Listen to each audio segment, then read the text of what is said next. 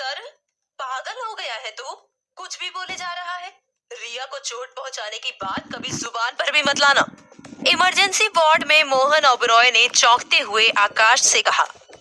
इससे पहले कि आकाश मोहन ओबरॉय को डिटेल में बताता कि उसने रिया को कैसे धक्का दिया, रिया ने बेड से उठते हुए मोहन ओबरॉय से कहा, दादाजी, आपको तो पता ही है इनकी मजाक करने की आदत है। सच बताऊं तो इनकी व्हील चेयर से मेरा पाँव उलझ गया था, इसीलिए ये अपने आप को दोष दे रहे हैं। कल से इतनी बार माफी मांग चुके हैं, क्या ही बताऊं मैं। आकाश अब असमंजस में था। उसे समझ ही नहीं आया कि रिया झूठ बोलकर उसे क्यों बचा रही है। उसने मन ही मन सोचा, इसने दिल से मुझे माफ कर दिया है क्या? तभी मोहन ओबरॉय ने आकाश के सर पर टपली मारते हुए कहा, कहाँ ध्यान रहता है तेरा? ध्यान से बैठा कर अपनी व्हील चेयर पर, देखा कर आसपास से कौन गुजर रहा है। और फिर मोहन ओबरॉय ने रिया को देखते हुए कहा, पुत्र, तुझे कोई भी जरूरत हो तो आकाश यही है।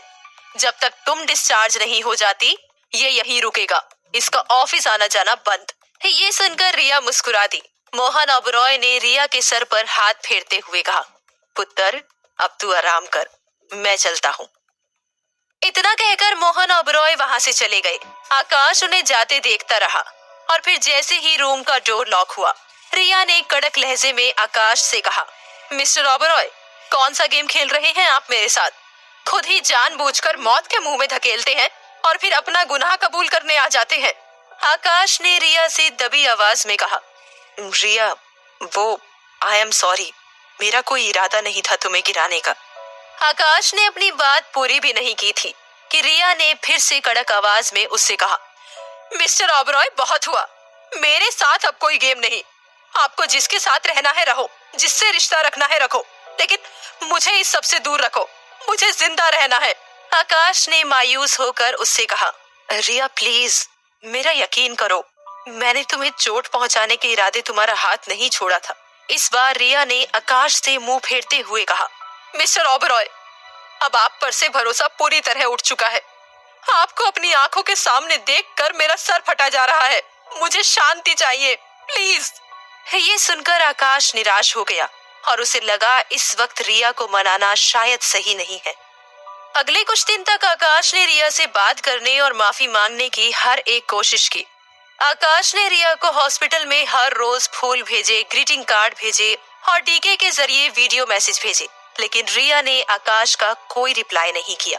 और फिर रिया का हॉस्पिटल से डिस्चार्ज होने का दिन आ गया। रिया को हॉस्पिटल से लेने के लिए आकाश डीके के साथ ऑफिस से जल्दी निकल गया। डीके ने कार हॉस्पिटल के एंट्रेंस पर खड़ी की। आकाश को व्हीलचेयर के साथ कार से बाहर निकाला। आकाश व्हीलचेयर पर बैठा फ्लावर बुके लिए रिया के स्वागत के लिए खड़ा ही था कि आकाश को सामने से रिया आती हुई दिखाई दी। रिया के साथ यश था जो उसे डिस्चार्ज करके ला रहा था। यश को रिया के साथ देखकर आकाश हैरान था। जैसे ही यश ने आकाश को सामने देखा तो वो एक पल के लिए घबरा गया। यश आकाश को जलाने और रिया का दिल जीतने के लिए आकाश से पहले हॉस्पिटल आ गया था।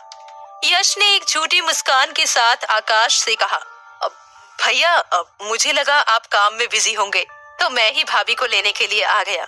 आकाश ने यश की बात का कोई जवाब नहीं दिया, लेकिन डीके चुप नहीं रहा। डीके ने यश से कहा, रिया के डिस्चार्ज की फॉर्मेलिटी पूरी करने के लिए एक्सट्रीमली थैंक यू मिस्टर यश ओबरॉय। रिया अब यहाँ से आकाश सर के साथ जाएंगी। इससे पहले कि रिया कुछ कहती, यश ने आकाश पर तंज कसने के मकसद से रिया से कहा, अब सॉरी भाभी, भैया नाराज होंगे, आप भैया के साथ ही जाइए। रिया फंसी पड़ी थी। वो आकाश से बात नहीं करना चाहती थी, लेकिन यश के साथ जाकर अपने और आकाश के बीच की दूरियों को इस वक्त जगजाहिर भी नहीं करना चाहती थी।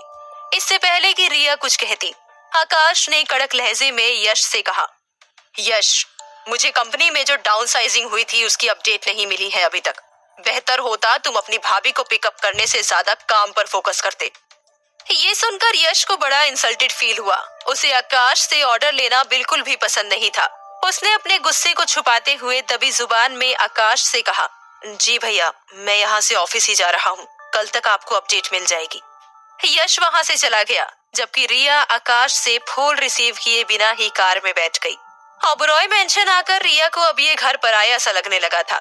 रिया के मन में बार बार यही सवाल घूम रहा था कि जो इंसान उसकी जान के पीछे पड़ा है, उसके साथ वो कैसे रह सकती है। ओबरॉय मेंशन आकर उस दिन रिया ने डिनर नहीं किया। उसे अपने बेड पर नींद भी नहीं आई। रिया का किसी से बात करने का मन था, लेकिन उसे समझ नहीं आया कि वो अपने दिल की बात किससे कहे। तभी रिया को गिन्नी की याद आई। उसे ये भी याद आया कि आर्यन गिन्नी को अपने जाल में फंसा रहा था। अगले दिन रिया ऑफिस से जल्दी निकल गई और सीधा गिन्नी से मिलने चली गई।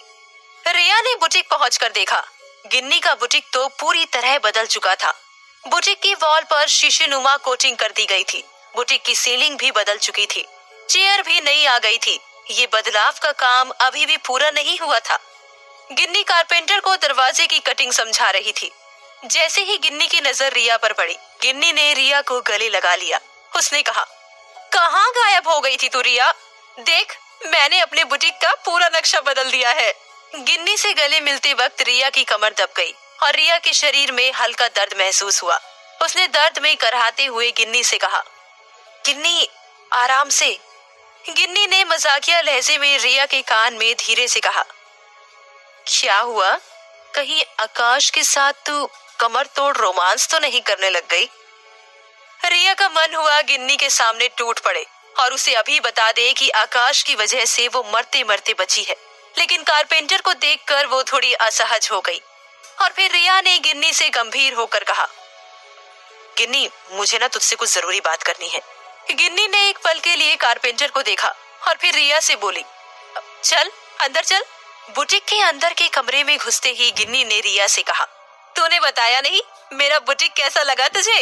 रिया ने आसपास देखते हुए गिन्नी से कहा, गिन्नी, कुछ ज्यादा पैसे खर्च नहीं कर दिए तूने इस सब पे? गिन्नी ने इतराते हुए रिया से कहा, रिया, अब पैसों की टेंशन ही नहीं है लाइफ में। मुझे भी कोई मिल गया है तेरी तरह। ये सुनते ही रिया समझ गई कि गिन्नी किसकी बात कर रही थी। रिया गिन्नी से बोली, गिन्नी, तुझे कुछ छिपाने की जरूरत नहीं है। मैं जानती हूँ कि तू आर्यन की बात कर रही है। ये सुनकर गिन्नी चौंक गई। उसने रिया से कहा, यार, तुझे कैसे पता लगा मेरे और आर्यन के बारे में? वैसे मैं तुझे बताने ही वाली थी। रिया ने गिन्नी से अपनी चिंता के साथ कहा, गिन्नी, कब बताने वाली थी? जब वो तुझे यूज करके किसी फालतू चीज की तरह फेंक देता। गिन्नी ने ये सुनकर रिया से कहा, ये तो क्या कह रही है रिया? साफ साफ बोल। रिया ने गिन्नी को समझाते हुए कहा, गिन्नी, आर्यन ब्लाइंड डेट में हुई अपनी इंसल्ट का बदला लेने के लिए तुझे डेट कर रहा है। वो तुझे अपने प्यार के जाल में फंसाकर फायदा उठाना चाहता है तेरा। मैंने खुद रेस्टोरेंट में आर्यन को ये बात कहते हुए सुना है। ये सुनकर गिन्नी असमंजस में आ गई। उसने रिया से कहा, रिया, आर्यन मेरे साथ ऐसा कभी नहीं करेगा। ब्लाइंड डेट के बाद मुझसे कई बार माफी मांग चुका है वो मेरा दिल नहीं तोड़ेगा। रिया ने गिन्नी से गुस्से में जोर देकर कहा, गिन्नी, समझने की कोशिश कर। तूने ही कहा था ना, इन अमीर लोगों के पास पैसा होता है, दिल नहीं। गिन्नी ने इस बार गुस्से में खींचते हुए कहा, हाँ कहा था, तब मुझे पैसे की अहमियत पता नहीं थी। वैसे भी मेरा आर्यन तेरे आकाश जैसा नहीं है। उसके पास पैसे के साथ दिल भी है। देख रिया, मुझे आर्यन की बुराई नहीं सुननी है। रिया ने मायूसी के साथ मन ही मन कहा, गिन्नी, इस वक्त तू पैसों के लालच में अंधी हो रखी है, वरना तुझे समझ आ जाता कि कैसे ओबरॉय अपने मतलब के लिए हर किसी को यूज करते हैं। रिया अपना मन हल्का करने गिन्नी के पास आई थी, लेकिन वो गिन्नी से कुछ कहे बिना मायूस होकर वापस आ गई। और कमाल की बात ये थी कि उसकी बेस्ट फ्रेंड ने भी उसे रोका ही नहीं। अब ओबरॉय मेंशन के अंदर रिया अपने कमरे में बेड से अपने पांव फर्श पर टिकाए बैठी थी। उसने ऑफिस के कपड़े भी चेंज नहीं किए थे। रिया को लग रहा था कि मानो उसके दिल के बोझ ने उसका शरीर भारी कर दिया है। उसमें अब कुछ भी करने, कुछ भी सोचने की क्षमता खत्म सी हो गई थी। वहीं आकाश भी अपने कमरे में चुपचाप बैठा हुआ था। आकाश रिया को चोट पहुंचाने के अपने गिल्ट को दिल में लेकर चल रहा था। अभी अभी आकाश को डीके ने बताया कि रिया ऑफिस से जल्दी निकल गई थी। डीके ने आकाश को ये भी बताया कि रिया ने ओबरॉय मेंशन आकर कल से कुछ भी नहीं खाया था, घर पर किसी से बात भी नहीं की थी। आकाश को समझ नहीं आ रहा था कि वो रिया को कैसे मनाए और अपने गिल्ट से कैसे बाहर निकले। दूसरे कमरे में रिया को एक कॉल आया। रिया ने ना चाहते हुए भी फोन उठा लिया। फोन पर उस शख्स ने कहा, भाभी, मैं यश बोल रहा हूँ। आज मैं अपने फिटनेस हाउस की ओपनिंग कर रहा हूँ। क्या आप ओपनिंग के लिए आ सकती हैं प्लीज? ना जाने क्यों रिया ने यश को हाँ बोल दिया। शायद वो ओबरॉय मैंशन के कमरे से बाहर निकलना चाहती थी। शायद वो किसी से बात कर अपना दिल हल्का करना चाहती थी। वहीं आकाश ने अपने कमरे की लाइट डिम कर ली। इस कमरे से ही लगे अपने दूसरे कमरे में वो चला गया।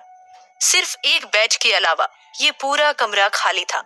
कमरे की दीवार पे कुछ तस्वीरें लगी हुई थी और उनमें से कुछ तस्वीरें आकाश की भी थी। आकाश नीचे जमीन पर बैठकर उन तस्वीरों से बात करने लगा। ये बात आप भी जानते हो, मेरा उसे चोट पहुंचाने का कोई इरादा नहीं था। मैंने उससे माफी मांगने की बहुत कोशिश की, लेकिन अब मैं हार चुका हूँ। अब आप ही बताओ, मैं रिया को कैसे यकीन दिलाऊं कि वो एक एक्सीडेंट था, उसका बुरा नहीं चाहता मैं। ये कहकर आकाश टूटने लगा। उसकी आंखें भर आईं। वही कमरे के दरवाजे पर खड़ी रिया आकाश को रोते हुए सुन रही थी। वो आकाश को इस हालत में देख चौंक गई। रिया यश से मिलने के लिए अपने कमरे से निकली हुई थी, लेकिन आकाश के कमरे में धीमी रोशनी देख रिया ना जाने क्यों यहाँ आ पहुंची। आकाश को रोता हुआ देख रिया ने मन ही मन परेशान होकर कहा, अगर वो एक्सीडेंट था तो आकाश मुझसे इतनी क्रूरता से पेश क्यों आ रहा था? क्यों आकाश पल में पानी और पल में आग बन जाता है? हे भगवान, अब मैं एक पल भी यहाँ और रुकी तो पागल हो जाऊंगी। मुझे नहीं रहना यहाँ। आकाश को सहारा देने के बजाय रिया ओबरॉय मैंशन से निकल गई। वही आकाश ने अपने आंसू साफ किए और तस्वीरों से बात करते हुए कड़क लहजे में कहा, अब बहुत हो चुका रूठना मनाना। अब चाहे रिया मुझे माफ करे या ना करे, मुझे फर्क नहीं पड़ता। रिया की वजह से मैं खुद को नहीं बदल सकता।